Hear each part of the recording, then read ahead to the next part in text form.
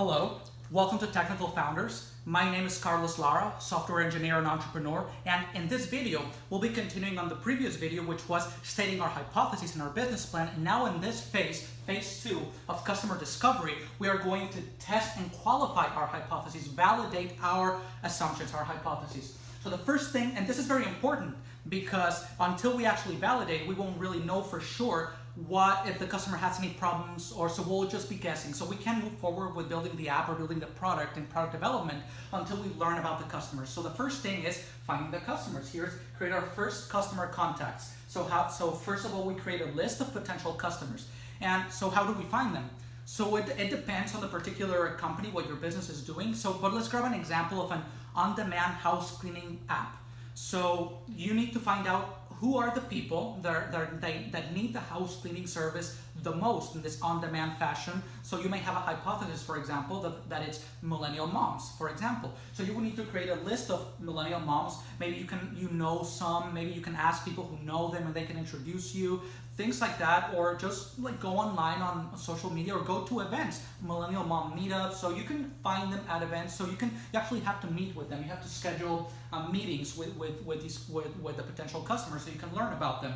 And so for this house cleaning app, who's going to be actually providing the cleaning service? Well, let's say that you're using companies, established cleaning companies, and there are websites, for example, that have cleaning companies with reviews and ratings, and they're established and the community knows them. So you can go into these websites and just create an Excel spreadsheet, a list of companies, and that'll be your list. So that's how you would find out about these companies, and then through another event you can find about the other side of a marketplace. This will be a marketplace model where you have the consumer, the demand, whoever needs the house cleaning service, and the supply, whoever actually provides the service.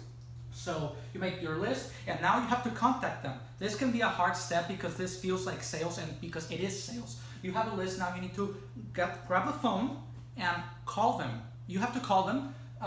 You can also email, but ideally you want to use a combination of both. And if you're targeting businesses in particular, especially enterprises, I highly recommend the book Predictable Revenue by the guys at Salesforce.com. This is a fantastic book. This is the Bible, so to speak, of B2B sales. So you need to call them and contact them directly because you want to schedule meetings, because you want to learn about them. And before the meeting, you want to prepare questions based on your hypotheses. So you have the customer hypotheses, you have the product hypothesis, you have all these hypotheses. Now you need to prepare questions that will lead to learning and validating whether your assumptions were correct. So you need to prepare your questions and be very specific about that. And when you do meet with the customers, that being businesses or consumers, you want to do very little talking and do a lot of listening. You just want to ask the open-ended questions and have them tell you about what are their problems, how do they solve them today, etc. So you want this is just a learning part. This is the most important part right now, just actually learning about the customer. And now once you actually schedule the meetings and you meet with them, this next step is the customer problem presentation. So again, you have a problem hypothesis, and now you are going to present it to them. So you're here saying this. I think there's this problem here, and by asking questions, you'll find out whether there actually is a problem, and if it is, they'll tell you how do they solve it today, how much it costs. For example, for businesses, how much revenue it costs by having this problem, for example, how much do they pay for solutions today? For consumers, what's the cost? Let's say a potential customer is not using a house cleaning service right now, but it's costing them hours a week that they could otherwise not be spending doing it. That's just an example. Or maybe they're already happy with the cleaning services they use, and maybe they don't really have a problem. So again, you will learn these things by actually meeting and asking the key questions, again, based on your hypotheses that you prepared prior to the meetings. So don't tell them about your product yet. This is extremely important. You'll be tempted to say, oh, this is our product, this is our app, it's great. But you will, but not yet. First, you just want to ask questions and find out from their answers, from the truth, whether your product can actually solve a problem. But at this point, you don't want to tell them because you couldn't put ideas into their heads and bias their communication and their perception. So you don't want to do that yet. Just get them talking. You're just doing listening. You're not talking about yourself. You're just listening and learning everything you can about them. And again, the most important thing right now is getting this validated learning. And if you haven't watched the Lean Startup series, I highly recommend it. We go into that, how the most fundamental function of a startup is learning. And this learning is what's going to guide product development. So this whole thing where we're doing these steps, the customer discovery and all the steps, it's called customer development. And then that's going to drive product development. So every features that we add to the app, all the engineering is going to be driven by learning, by validated learning here that we learn from customer development.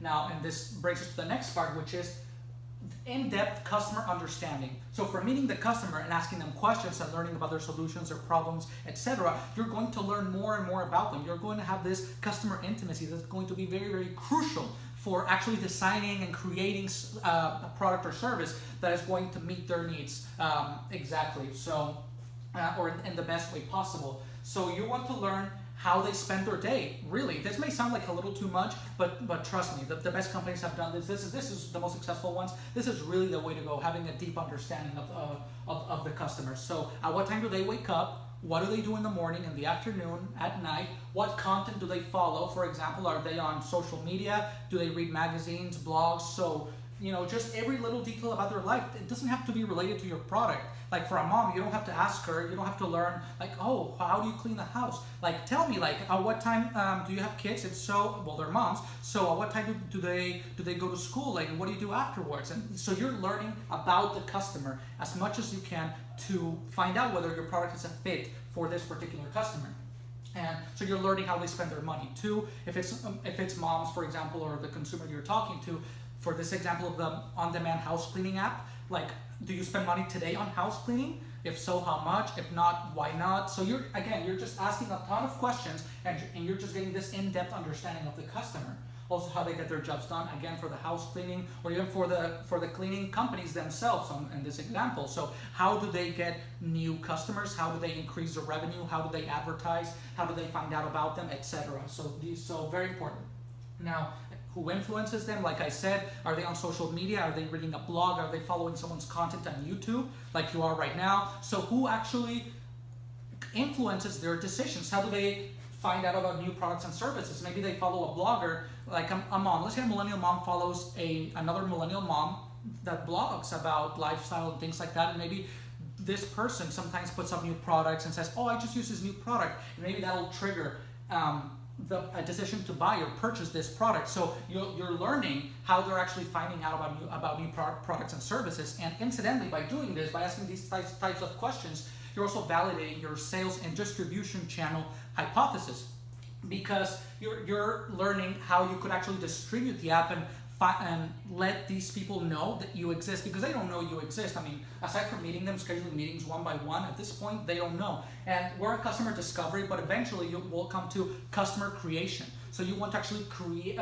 or demand creation. You want to create demand for the product. And once you have a validated distribution channel hypothesis, then you know, oh, they're here, I can put the product through here, and it's very likely that it can work, and you'll learn actually more as you go. So very, very important to get this in-depth customer understanding, and get the validated learning, like find out the truth behind your assumptions, behind your hypotheses that you laid out in the previous step in phase one.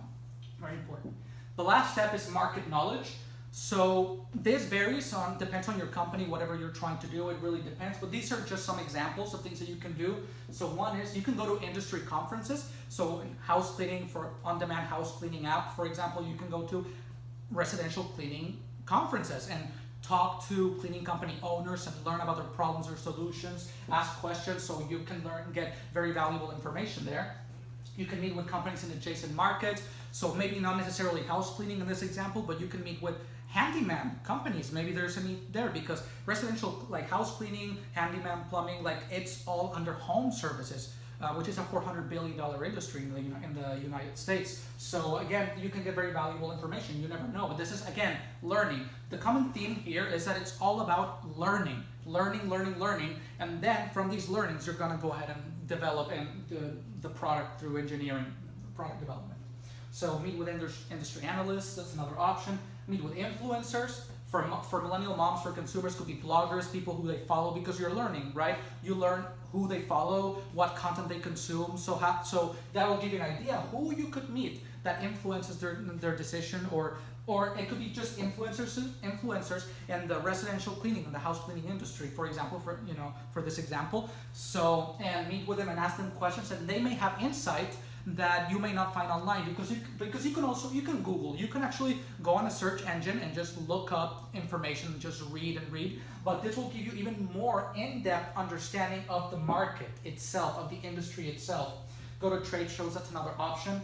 Now these people, typically they're very busy. This takes time, of course. So why would these people meet with you? Well, you're offering an exchange. They're going to give you information, and in exchange, you are going to give them information about a problem they may have, a solution that they may not know about, and just it's going to be an exchange of learning and information. So it's a win-win, and in practice, you can definitely do this. This definitely works. And this may seem like a lot of work, all of this learning, and you're still not building the app, you're still not building the features and creating the actual app for iOS and Android, in the case, for example, for the house cleaning app. But this is very important. This is going to help you build a product that people actually want, making sure that you're actually building something that people are going to pay for, they actually need, that they actually want, versus building a product without talking to anyone, just building a product for a year, and then you release it and you realize no one wants this. So with this, before you even write the first line of code, before you start doing anything of the product itself, you'll learn, and then that'll give you direction.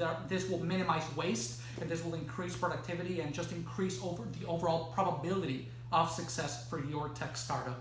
So thank you for watching. I hope you liked it. If you have any questions, any thoughts, any comments, please leave them at the bottom. Also, please subscribe so you're the first to be notified, and I'll see you next time.